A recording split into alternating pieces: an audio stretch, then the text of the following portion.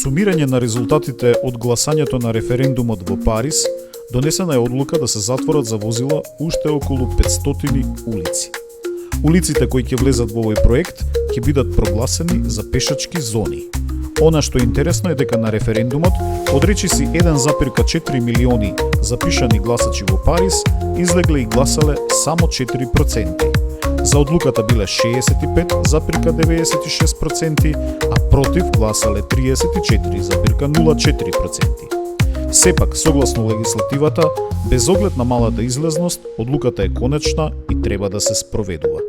Според анализите, откако социјалистите го превземаа владењето со Париз, сообраќајот е речиси преполовен, а оваа тенденција очигледно продолжува.